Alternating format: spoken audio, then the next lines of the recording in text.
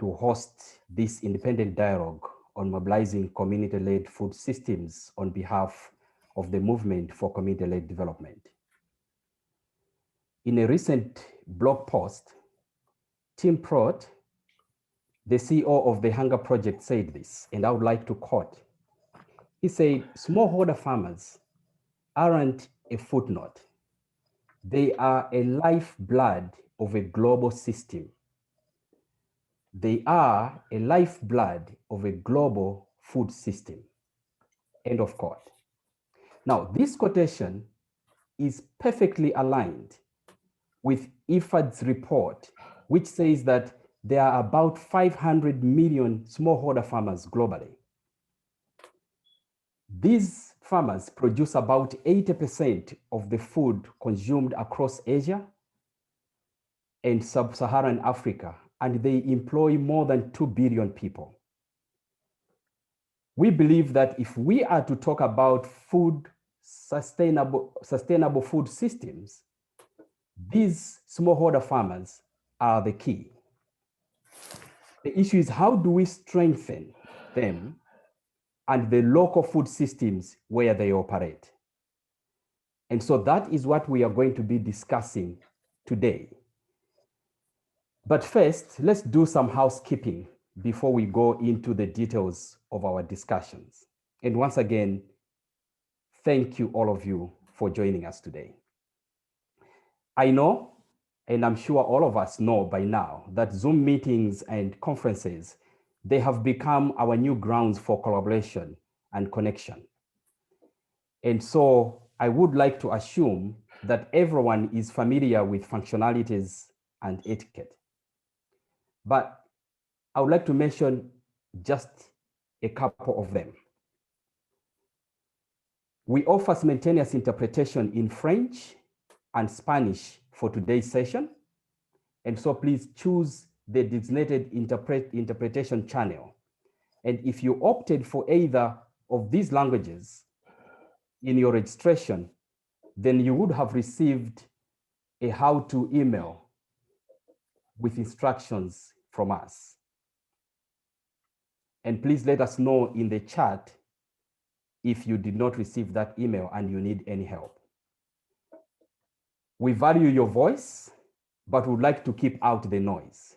So that's a balance we have to do in this particular discussion today. So please, we ask you to stay on mute during the entire plenary session so that we can listen to our keynote speakers.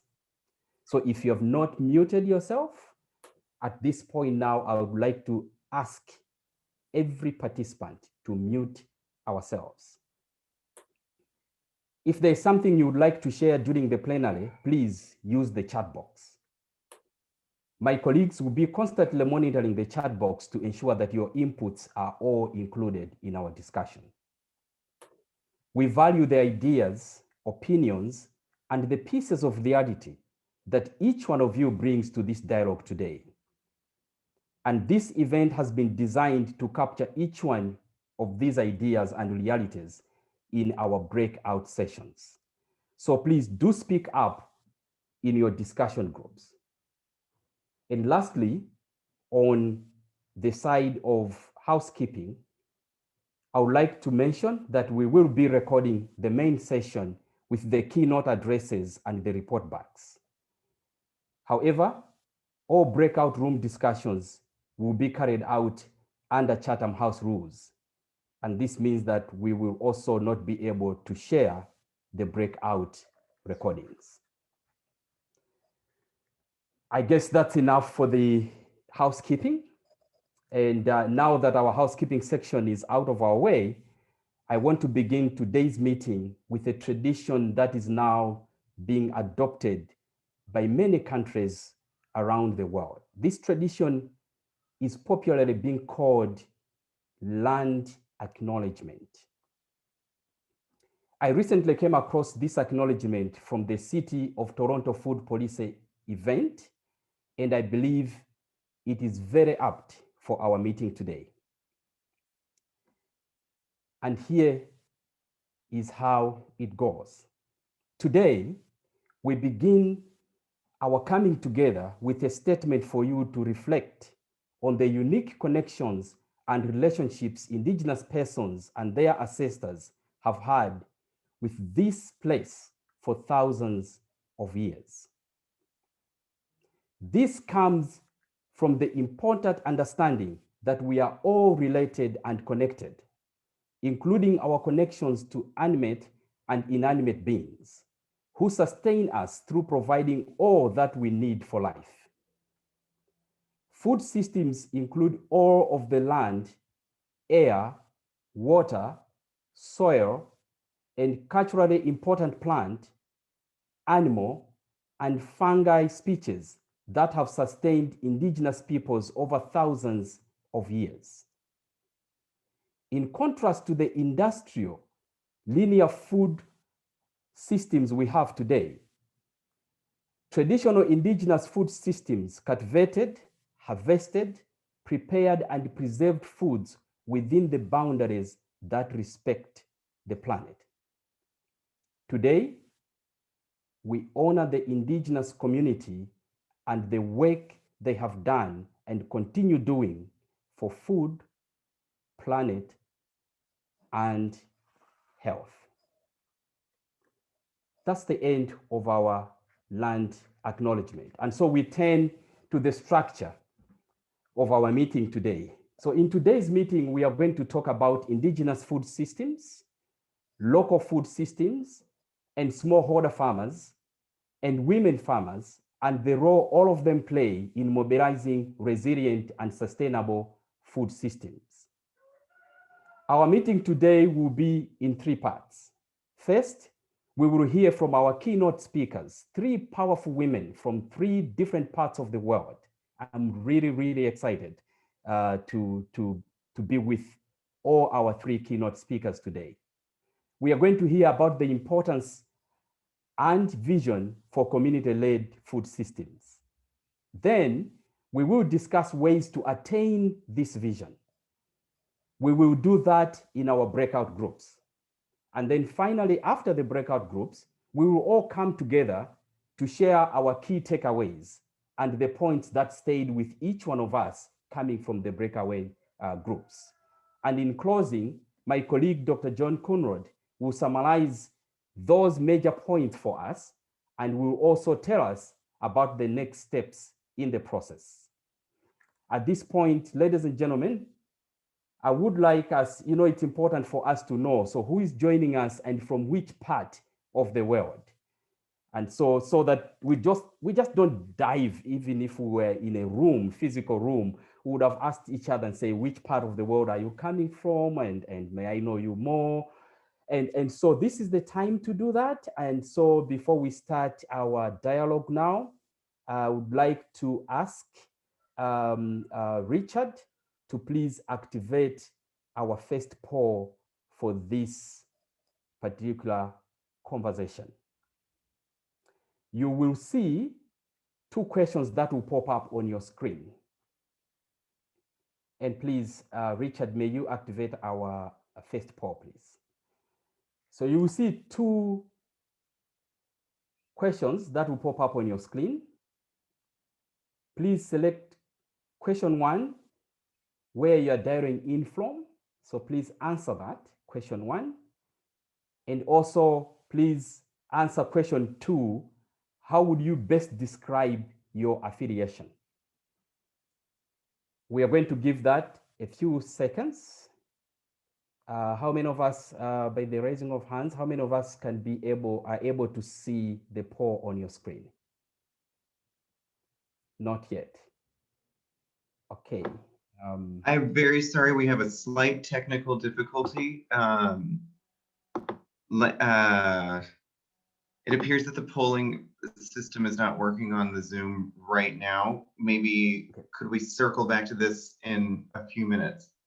Sure, no problem. We'll come back to it. It will be the same people in the same room. So that should be pretty easy for us to do. So we'll come back to it. And Richard, you let me know when the poll system can work.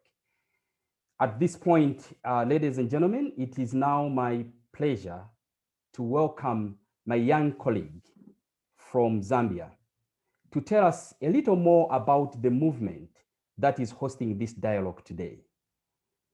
Simon Nkandawire is Assistant Project Coordinator at the Restless Development and a member of the Zambia's epicenter at the Movement for Community-Led Development.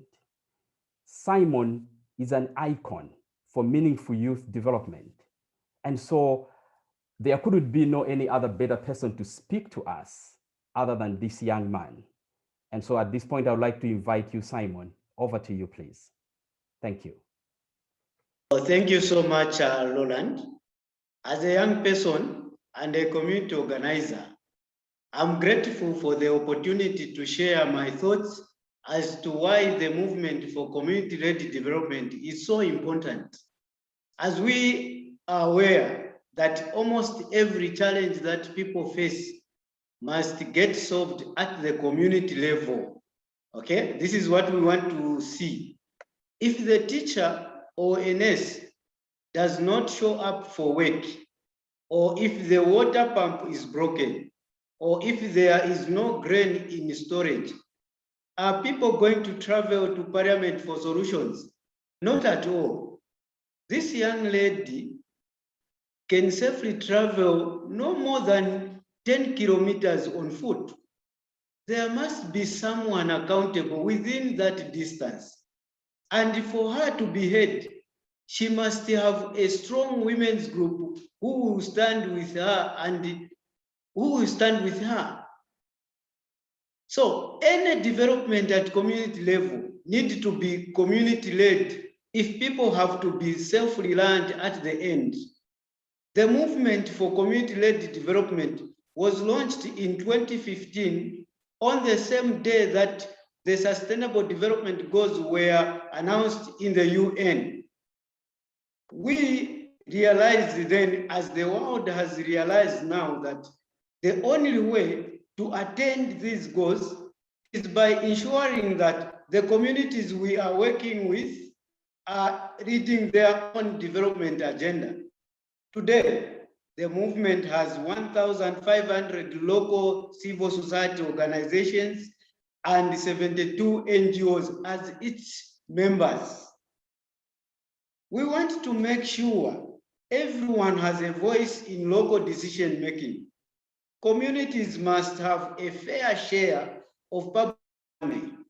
Local governments must be transparent, democratic, as well as effective. Public services must work, and the community must be strong enough to deal with the shocks. In the movement, our organizations band together to work in two directions at once: to mobilize communities to set and achieve their own visions and goals, and to convince the national government to provide greater support to communities. Countries that have done this, from Indonesia to Kenya, have achieved rapid progress, especially during this pandemic, as outsiders were put out of our communities. Community leaders stepped forward to protect their neighbors, and they are not going to step back. We in the movement are going to stand with them and fight for a future where every child, woman, and man are able to successfully take charge of their own development. I hope this has given you some ideas. Thank you so much for listening. I thank you.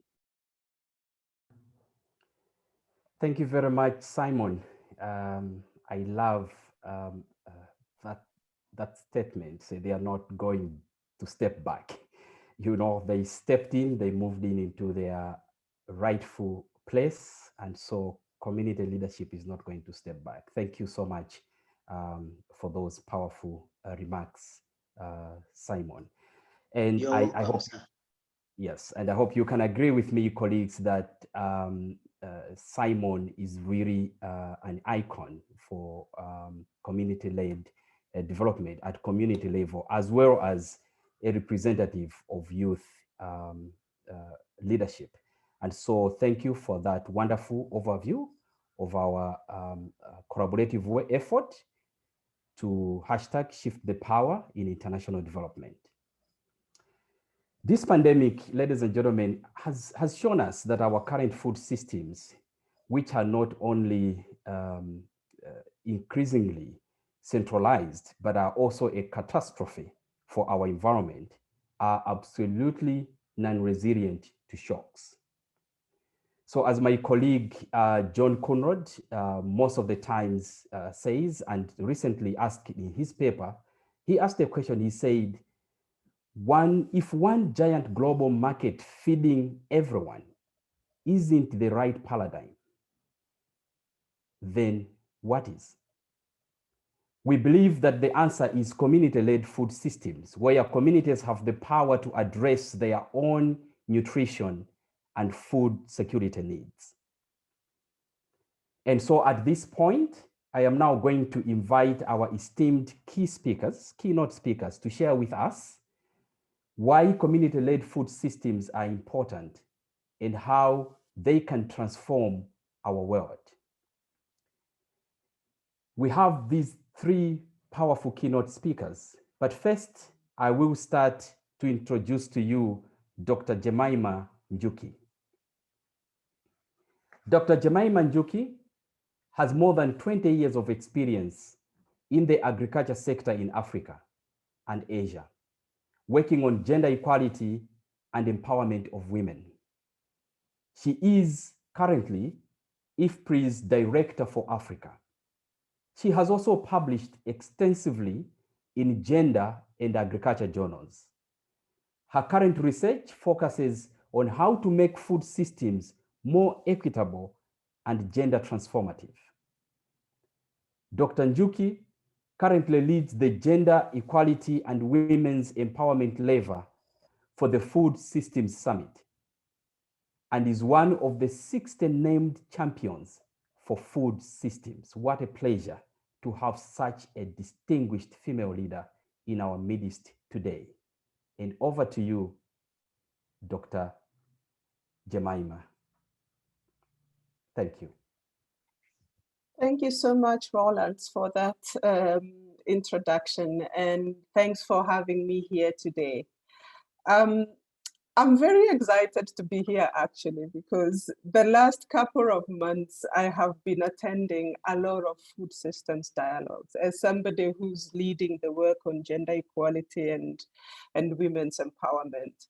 And what's very exciting is that this is one of the dialogues that is focusing on local food systems, that is focusing on the role of indigenous peoples in maintaining, in protecting our food systems, but also the role of indigenous knowledge. So it's a very special dialogue for me in that sense. And we know, of course, the reason why we have this food system summit, the reason we are having these conversations is that the world is not on track to eliminate hunger and malnutrition. Our food systems are not doing the work that they were designed to do, because we've seen, especially from 2015, that the number of hungry people has been rising steadily. 2019, we had 3 billion people who could not afford a healthy diet, 2 billion people with micronutrient deficiencies and child malnutrition, stunting, wasting, and overweight and obesity at completely unacceptable levels. And my strong belief, and the reason why I am closely in touch and in contact with John, is I believe that local community food systems can actually play a key role in addressing these issues. But we know these are not the only problems with our food systems. Our food systems currently consume more than 30% of global energy. They are responsible for more than 20% of greenhouse gas emissions. So fixing our food systems is not just so that they provide us better health, but that they also help us to protect our environment. So a few weeks ago at IFPRI, we launched our signature report. It's called the Global Food Policy Report. And this year, the theme was transforming food systems after COVID-19.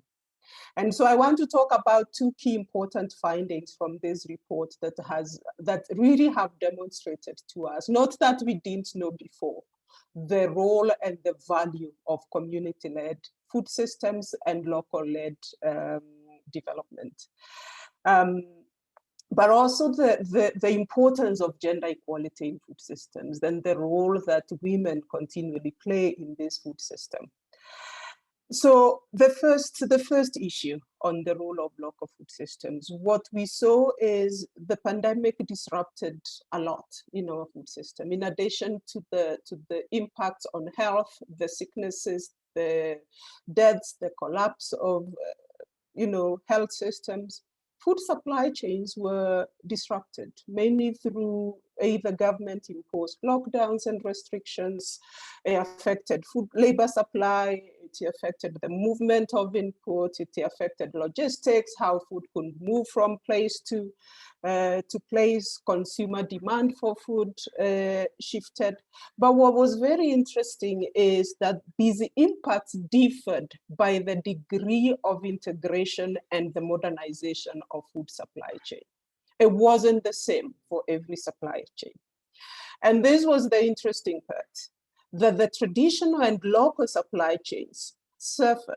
Yeah, they did, but so much less compared to others. And this is because they're short. A lot of the food is produced and marketed around where it is produced. Communities have designed ways, as Simon was showing us, of collaborating, of working together, that actually protected these systems. A lot of those systems rely on family labor. They rely on markets.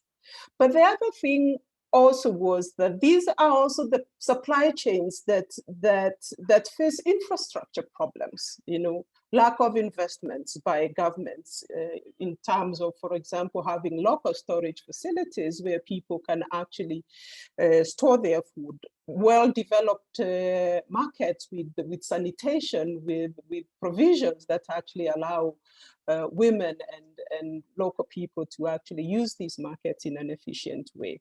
And so our conclusion was that building forward, and we are not calling it building back better, because we do not want to go to the systems that existed before, because they didn't work. And COVID-19 has actually presented us with such a huge opportunity to improve and to build forward in a better way, in a way that works.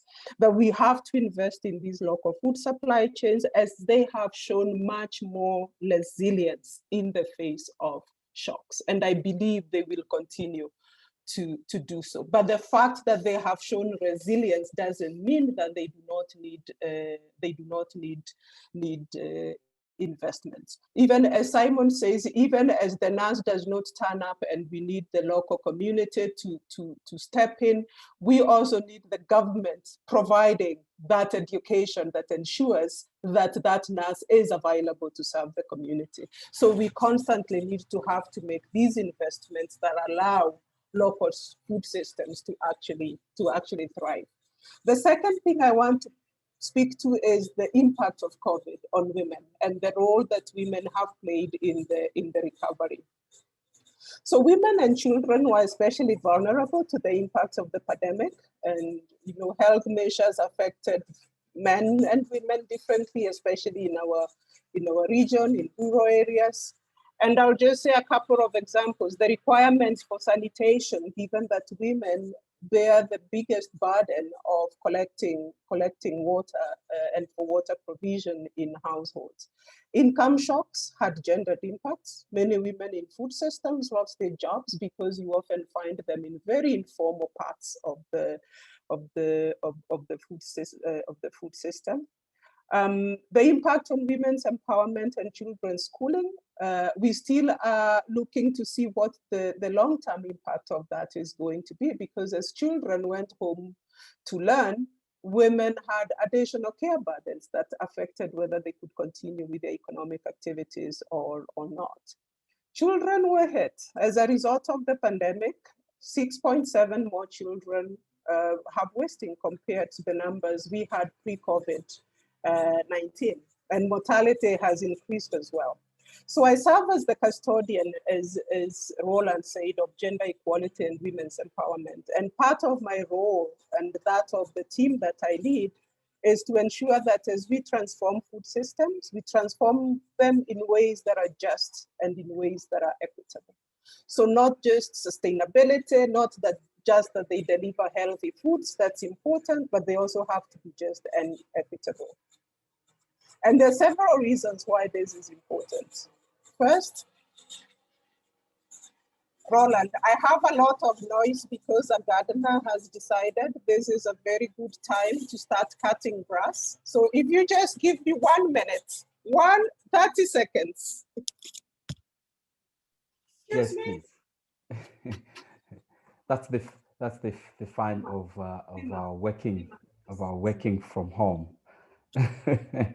Oh God, I'm so sorry about that. No problem at all. Thank you very much. That's our fun of working from home.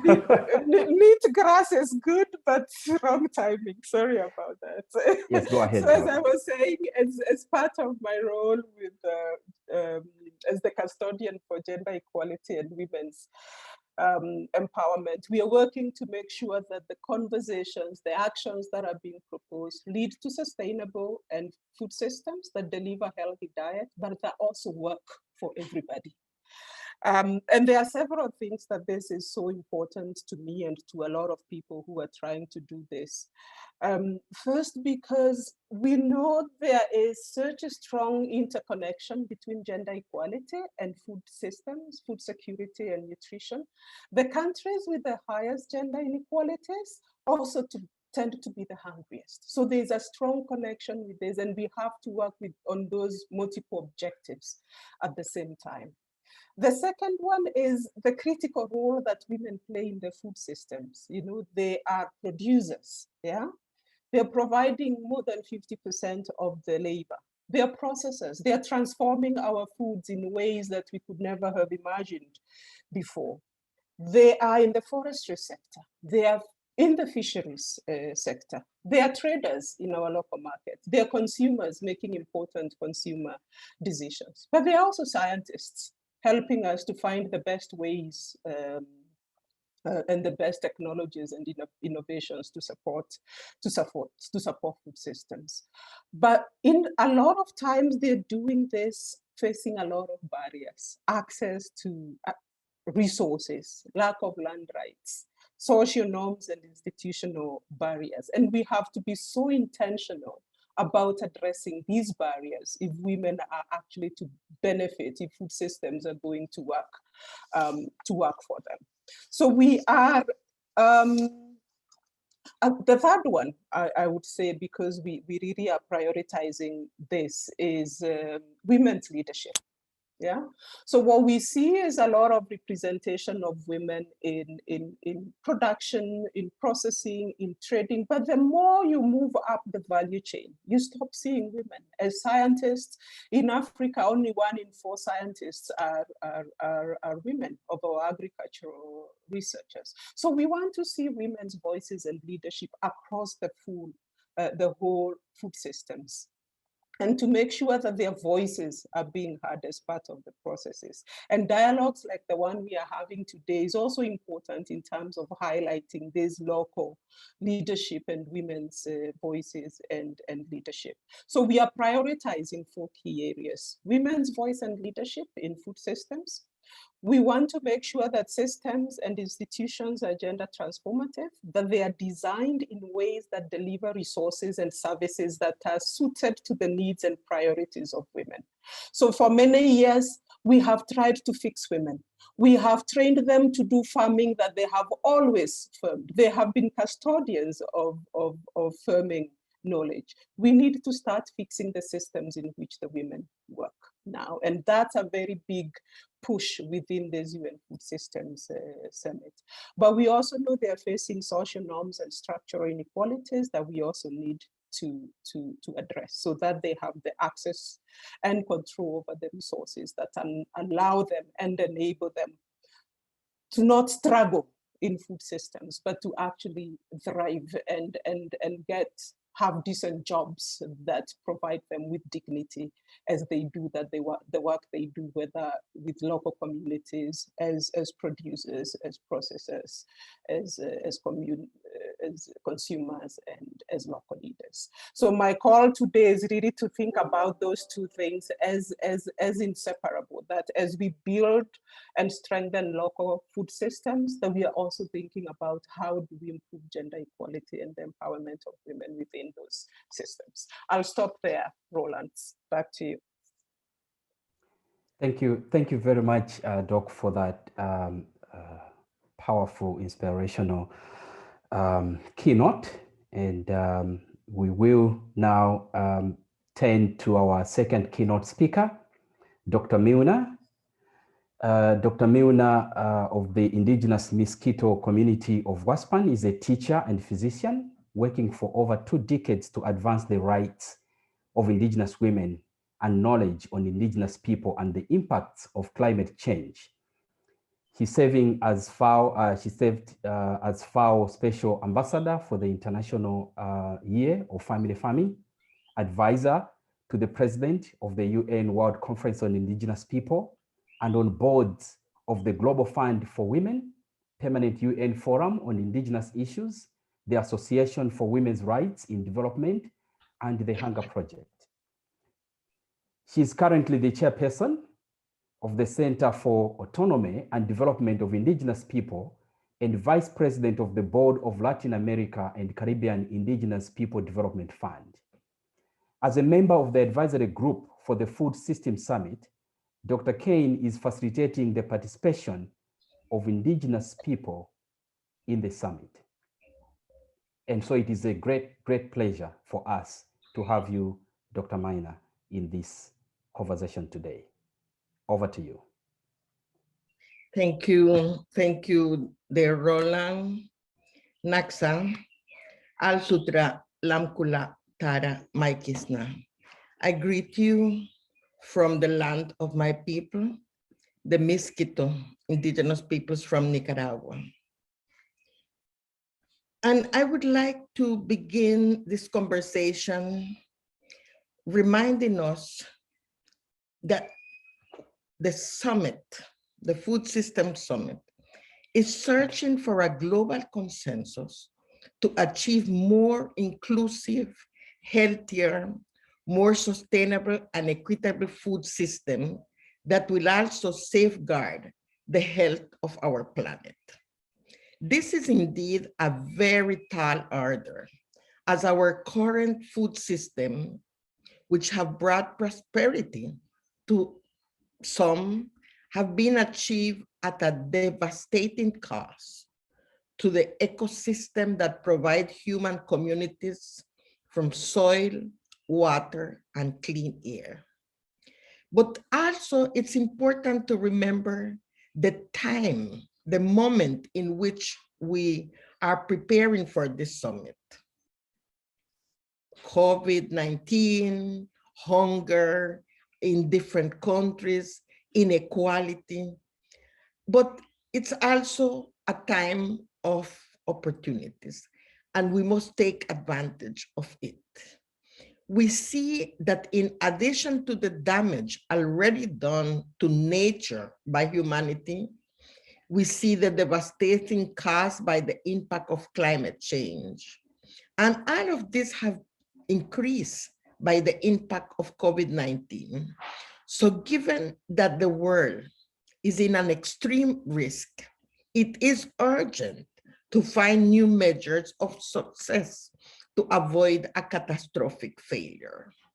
In much of the world, we see that indigenous peoples who have connected with cultures and long evolving patterns of life in local ecosystems have food systems that are biodiverse, nutritious, climate resilient, and equitable, and anchored in sustainable livelihood practices. Indigenous people's small-scale farming, pastoralist, shifting cultivation, rotational agriculture, fishing, hunting, and gathering have ensured the food sovereignty, health, and well-being of indigenous communities over generations. These have also contributed to biodiversity conservation and sustainable development for the benefit of all humankind. However, our traditional livelihood and food system need to be recognized, valued in their own dimension. Scientists still struggle to understand, value, recognize, and support our traditional knowledge system. Much of this knowledge is rapidly disappearing. There are many riches in them that we must not let go to waste. National and independent dialogues need to help us change the narrative of looking at community-led and indigenous people's food system as underdeveloped. They must take into account that these are not ignorant people, since they have millenary knowledge to develop a variety of food systems for different ecological floors. We are guardians of seeds, for example, of quinoa and thousands of other products that the food industry has appropriated without just an equitable benefit for indigenous peoples. These are food systems that are underpinned by our traditional value of having a sacred and caring relationship with Mother Earth.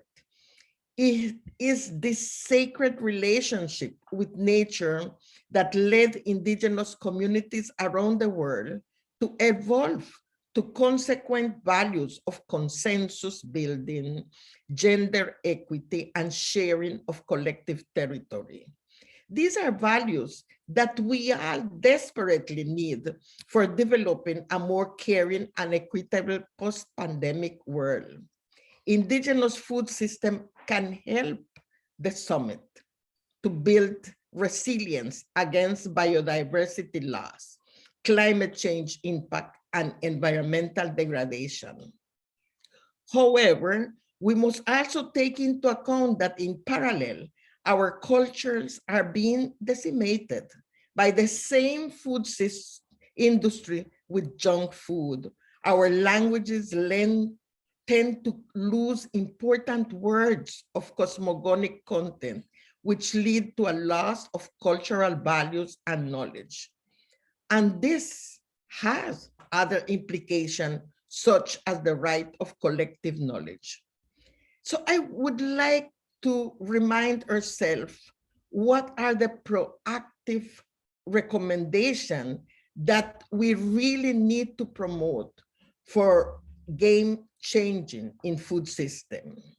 In order for us to continue alive, well-fed, and with a strong culture, we need to have the full recognition and protection of the rights of indigenous peoples over our land, territories, and resources. And this can only be achieved if we support land tenure that have serious consequences on nutrition and food sovereignty. We require support for the protection of management system and administration of water for human consumption and irrigation of productive land. And we need community systems of protection and forest management. We need to establish a peer dialogue between scientists and knowledge holders from the community, because these knowledge holders can teach them too. It is urgent to strengthen the landscape approach with a comprehensive and holistic vision that aims to recover and strengthen the production of traditional medicines, seeds, crops, livestock, sources of wild foods, and indigenous foods with high nutritional potential. Only in this way we can ensure the food and nutritional sovereignty of indigenous peoples based on our knowledge, traditional practices, and experiences. We need to support the exchange with other local communities, and other cultures, and learn from each other about the management of valuable seeds, of food consumption. We need to facilitate the commercialization of indigenous products by supporting community-based businesses, economic initiative of indigenous peoples, including sustainable and community-centered ecotourism, and the formal recognition of participatory guarantee system, and improve the access to information from the market and infrastructure facilities and management of post-harvest technology.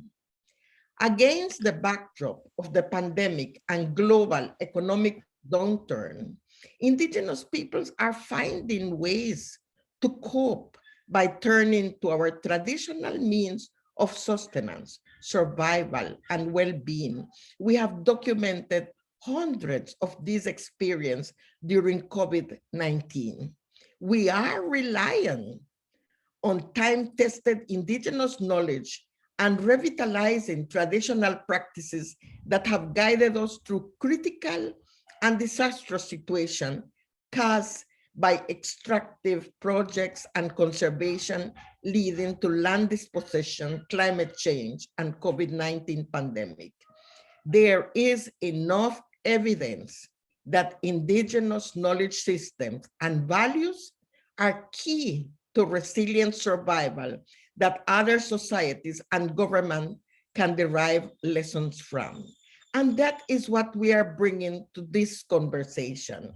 We have worked on a WIPALA paper, we call it a WIPALA paper, that we are presenting to each one of the track, to the scientific group, and we are advocating for indigenous people's dignified, full and effective participation in the preparatory process and during the summit. And we really want to see our food system recognized as a game changer. So thank you very much for inviting us to this conversation. Thank you very much, Dr. Meuna, and thank you for those inspiring words.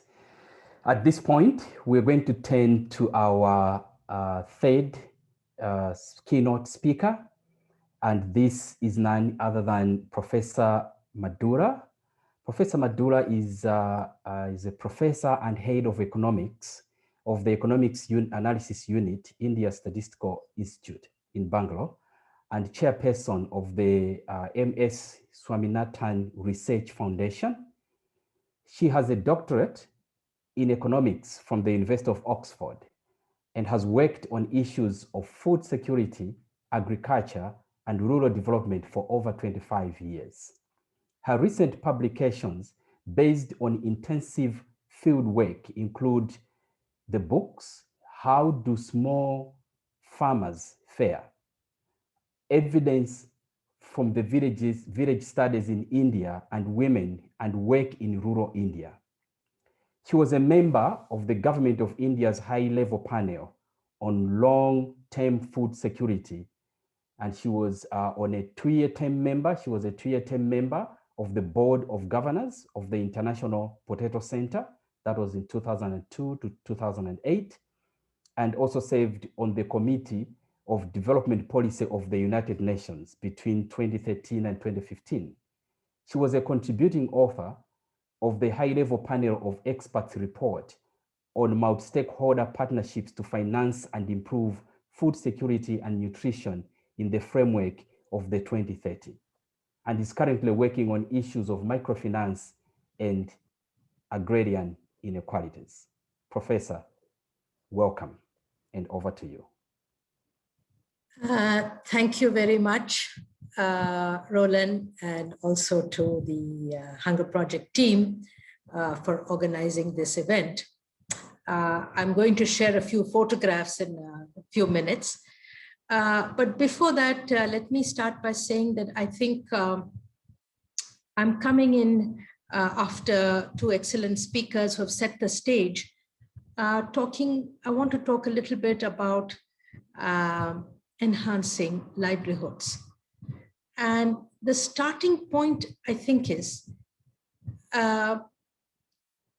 small farmers, smallholders, as already mentioned at the start, they constitute the overwhelming majority of cultivators, of farmers in large parts of the world, particularly in South Asia and other parts of Asia. And therefore, I think the welfare, well-being, health, nutrition, and income security of small farmer households is really something which should be at the top of all our agendas, since it's the largest in terms of the agricultural sector, it's the largest section of the population. Now, I want to start with just kind of trying to demystify a little bit of small farmers and the role of small farmers. And perhaps I can just share my screen here.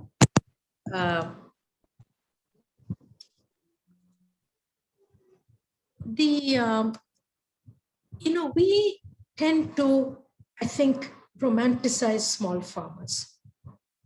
And as an economist, when I pick up anything, the debates about small farmers versus large farmers or corporate farmers, there are issues of efficiency that are put on the table. There are issues of social justice and equity, which we've been hearing about.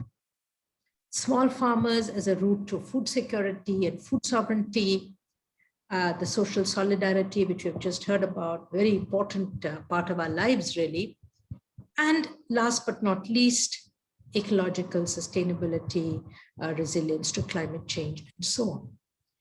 So what I want to start with by saying is that I think we are expecting too much from small farmers in their present capacity. We are expecting them to take care of climate change for us. We're expecting them to take care of food security for us.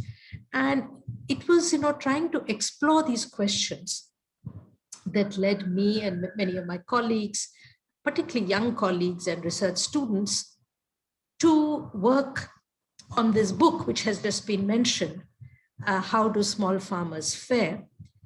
And which is available, I think, on Amazon for those interested. And I'm not going to go into details, but I just want to highlight 2 or 3 of the things that we found in this book. First, and I think most, before I go into the finding, India is a diverse country. And so I think before I give my conclusions, I must say that there's so much variation across regions, across agroeconomic zones, that I'm sure one of you can find an example to counter what I'm going to say. But I think having said that there's huge variability, at the same time, I think there were 2 or 3 striking findings, and that's what I want to start with. The first is that overwhelming finding is that small farmers have low, inadequate, fluctuating incomes. In many years, they make losses. Some of them, and apart from the pandemic, in fact, in the pandemic, agriculture was one sector which could not be stopped. We had good harvest last year in India, despite the pandemic, because of a good monsoon. But marketing was a problem. Prices were a problem. So when we look at income, there are many factors, natural factors, policy-induced factors, climatic factors. So on average, I think I can say very without hesitation that small farmers in India, and I think this will apply to many other parts of the world, barely eke a living. In some years, their income may be a little better, but I think we have to, if we want them to play all these other roles, we have to ensure adequate minimum income or livelihoods.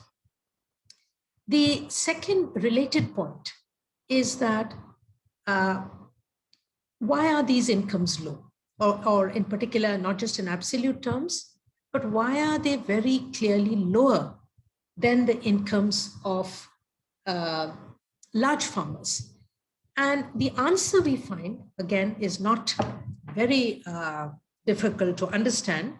The answer is that it is on account of high costs of inputs. Small farms don't have their own tractors. They've got to hire the machinery. They buy all their inputs in small quantities, not in bulk, and so on. I think all of you who work with farming communities know about these problems. So on the one hand, their costs of production are high. On the other hand, their access to markets, we've already heard about this a little bit. And then so many forms of discrimination in access to markets, whether it is regional or gender or caste in India, that at the end of the day, their incomes are squeezed. Incomes prices are lower, costs are higher, and so any definition of incomes. So where does this take us? Am I despondent?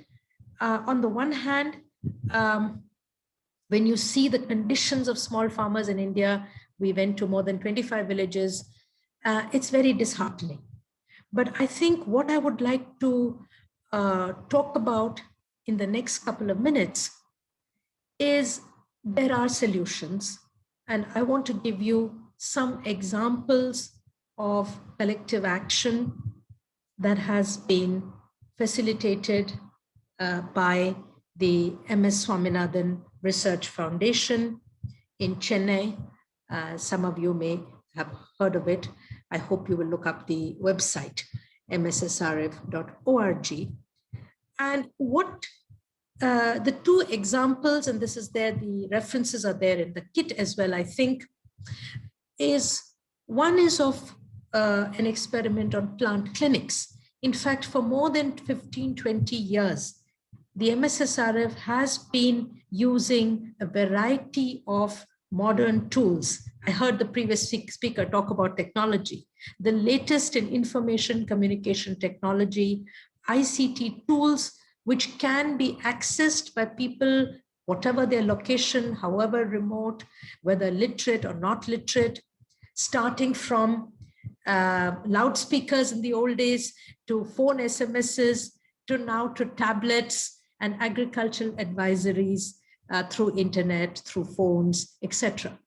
And we worked with the women's group in a village, in villages in southern India, in Tamil Nadu, and there's a clear impact of this access to technology in terms which is directly going to women's groups, in terms of lowering input costs, in terms of dealing with pest attacks, and by getting prior information, actually reducing costs and increasing productivity. I won't go more into that. The second example that I'd like to spend a little time with is from another part of Tamil Nadu, the Kolli Hills. And here I want to talk about group federation of small farmers, and the key principal researcher and activist involved in this is on the call today, so he can come in later in the group, where we are working with a large number of women. We are working with over 800 farming groups, and there are men and women, but the majority are women, and they are cultivating millets, or what used to be called orphan crops. Now, different variety of small millets, proso millet, kodo millet, finger millet, and so on, which are highly nutritious. So protecting these farming communities and their farming practices is directly tying into, I think, the nutritional inadequacies, and which we heard about from the first speaker. It's also interesting, I'd like to mention that almost all members of this federation, farmers group federation, comprises what we call scheduled tribes in India. we don't use the term indigenous people, but they are among the scheduled tribe or tribal communities of India. And what we have done by helping form these farmers groups, which is now actually as a producer company under new Indian legislation, is bring in new technology. And here's a photograph which has actually helped improve processing and reduce the drudgery of women. On the left, you have the women with the hand pounding, and then you have the new technology. It has brought in new methods, training of making products in healthy, hygienic environments. And today, the product is now, thanks to tie-ups, marketing tie-ups, which have been leveraged with the help of the foundation. Their product of millets is now being marketed in different parts of the country. Now, the message that I want to give here is that we have large number of small farmers today who are struggling. We may call that resilience, but they need support. They need investment. They need public investment. And very often this public investment, they need policies. They need the latest in science and technology, whether it is through ICT tools, whether it is through other forms of training in improved farming practices, participatory trials. And I think there are enough examples of this kind where collective action can turn around the income. And what I didn't mention, my last line, is that all these farming communities that I told you about, there has been a significant increase in income as a result of these interventions. So I look forward to the carrying forth this discussion. Thank you again. Thank you very much. Over to you, Roland. And, yeah. Thank you very much, Prof. What a great, inspiring time and presentation from you. And colleagues, please join me in thanking our 3 keynote speakers for their inspiring and thought-provoking comments. I, for one, am really, really inspired to listen from that diverse wealth and rich wealth of experience and knowledge that has been shared by our 3 keynote speakers. At this point, ladies and gentlemen, we are going now to transition, and I hope we have all been inspired enough, and we are going to go into our breakout groups. And in those breakout groups, we're going to have about 40 minutes together. We will get a signal, a warning on time at 20 minutes. When 20 minutes is left, 5 minutes left, 2 minutes left. So at those 3 points, we are going to get a signal. So please keep your eyes on your screens. And there will be a French and Spanish breakout. There will be French and Spanish breakout groups. And we hope that will also enhance our participation in the breakout groups. Remember, these are the places where we are going to capture the energy and put our thoughts together. Our intent in these breakout sessions is to identify actionable steps to attain our vision for resilient food systems. That's our intention for these breakout sessions. And so as you brainstorm and discuss ideas, innovations, and pathways for implementation, please remember that all of us carry our own slice of the truth. So we are going into the breakout sessions with our own slice of the truth. And our purpose here today is to capture these myriad slices. So each group has a pre-assigned facilitator who will take you through the discussion. And so don't worry about anything. And we have been organized on action tracks. And don't worry if you don't know anything about action tracks, or if this language of action tracks is new. Your facilitator will share more about the action track in the breakout group where you belong to. And so every group will also have a note taker to capture the salient points from your discussion. We will record, as I mentioned at the beginning, the sessions in the breakout groups to ensure that we capture all points. But Chatham House rules will apply and the recordings will not be shared out. Facilitators, please note that you're going to be given 90 seconds when we come back or so that you can share 1 or 2 high-level takeaways when you come back from the sessions. At this point, ladies and gentlemen, I wish us all great conversations in our breakout sessions, and you will be receiving right now invitations to go into our breakout groups. Thank you.